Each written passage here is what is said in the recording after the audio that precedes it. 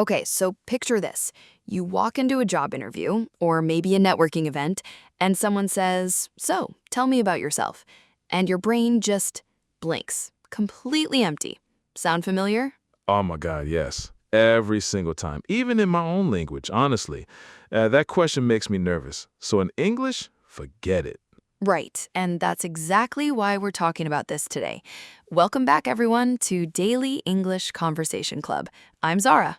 And I'm Leo, and today we're diving into something almost every English learner struggles with, self-introduction mistakes. Like the stuff people say without even realizing it's wrong, or just awkward. Yeah, and before we get into it, quick favor, if this is your first time here, hit subscribe, okay? We drop these conversations regularly, and honestly, they're way more fun than a textbook. Way more fun. And also, drop a comment for us today. Tell us, what's the hardest part for you when you introduce yourself in English? Is it the words, or is it just the nerves? Good question. Okay, so let's start with the classic one. Somebody says, "My name is call Anna," or "I am named Anna." Leo, have you heard this? Constantly. And I get why it happens, because in a lot of languages, that's literally how you'd say it word for word. But in English, it's just, my name is Anna, or I'm Anna. Simple. Don't overthink it. Exactly. And here's the thing. People overthink the small stuff and then completely forget the big stuff, like actually sounding human. I remember years ago, well, in this story anyway, this guy in a workshop stood up and said, "I am engineer. I have 29 years. I like football." I mean, we understand him, right? Like the meaning is clear. Totally clear, yeah. But it sounds like a list, like he's reading his ID card out loud. There's no warmth, no personality in it. That's such a good point, actually, because I think a lot of learners believe self-introduction is about grammar being perfect. Like, I have to say I am 29 years old correctly, instead of just thinking, how do I want this person to feel about me? Yes, and that's really the heart of today's episode. It's not just fixing mistakes, it's changing how you think about introducing yourself. Because honestly, the goal isn't to sound like a robot with perfect grammar.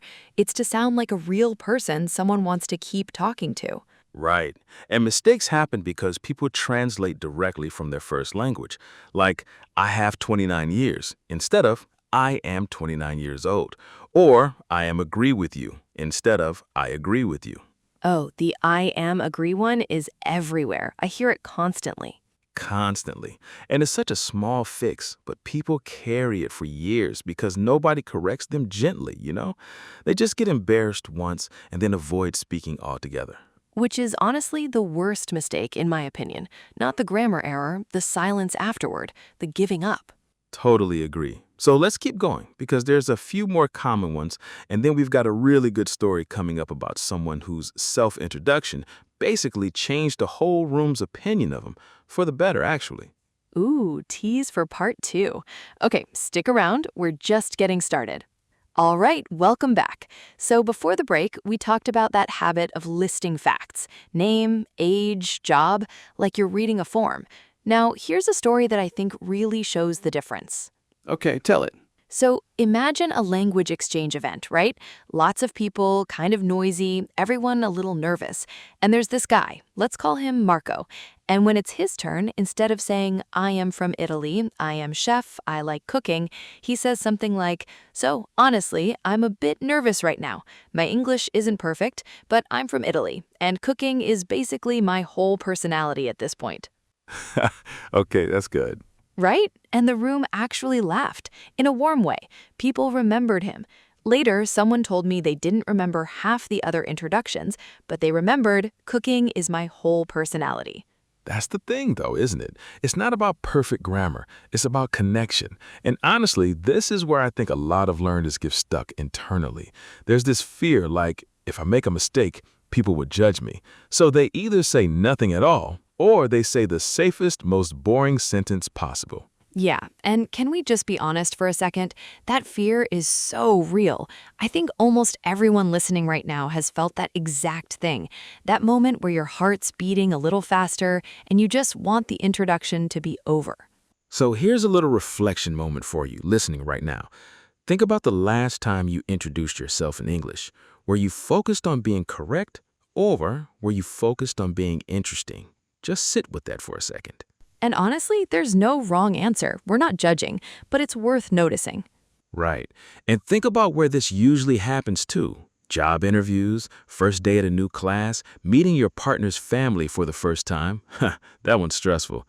These are already emotional situations, and then you add a new language on top, and no wonder it feels overwhelming. Totally. Okay, so let's do a quick myth versus reality, because I think this will help. Myth, I need perfect grammar or people won't respect me. Reality? Reality is, people forgive grammar mistakes almost instantly if you sound warm and confident. What they remember is tone, not tense. Love that. Okay, second one, myth, I should memorize a script and say it exactly the same every time. Reality, a memorized script often sounds stiff, and if someone asks a follow-up question, you panic because you've only prepared one version. It's better to know your key points and just talk naturally around them. Yes, and here's a practical tip that actually works really well. Prepare 3 simple building blocks: who you are, what you do, and one small personal detail, like a hobby or something you enjoy. Don't script full sentences, just remember the 3 blocks. That's such a good structure because it gives you freedom. So, your mini challenge for today. Actually try this. In the comments, write your 3 blocks: who you are, what you do, and one fun personal detail. In English. Let's see everyone's real introductions down there. Yes, I love this challenge. Please do it. It's honestly so fun to read these. And hey, if you're enjoying this episode so far, share it with a friend who's also learning English. Tag them in the comments even. We'd love that. Okay, part 3 coming up. Vocabulary, a little grammar insight, and our big recap. Stay with us. Welcome back for our final parts. Let's do a quick, easy vocabulary drop from everything we talked about. First word, warmth, as in having warmth in your voice or your introduction. It basically means being friendly and welcoming, not cold or robotic. Nice one. Next, stiff. Like Marco's introduction wasn't stiff, it was natural. Stiff means rigid, formal, a little awkward, the opposite of relaxed. And one more, building blocks. We used this for the 3 parts of your introduction. It just means the basic pieces that you build something bigger from. Good ones. Okay, now the little grammar insight. And don't worry, we're keeping this light, not a classroom lecture. Remember, I am agree? In English, agree is already a verb by itself, so you don't need am with it. Just, I agree. Same idea with, I am agreed that it's hot today. No, just, I agree it's hot today.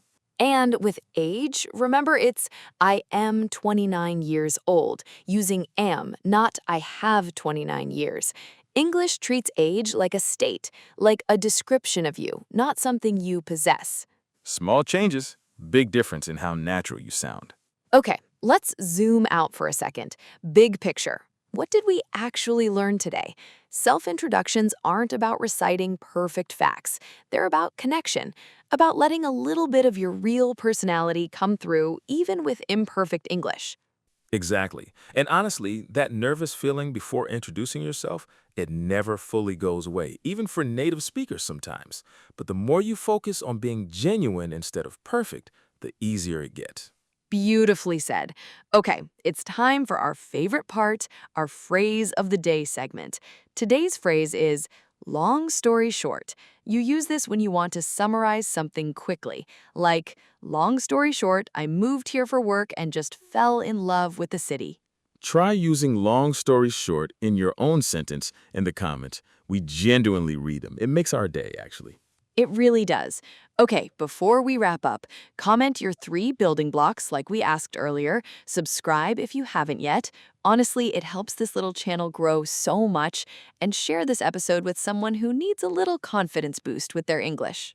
And next episode, we're actually going to talk about small talk mistakes, like what not to say when you're just making casual conversation. Trust me, there are some good ones coming. Ooh, that's a good one. All right, everyone. Thank you so much for hanging out with us today. Keep practicing, keep being yourself, mistakes and all. This is Daily English Conversation Club. We'll catch you in the next one. Bye for now.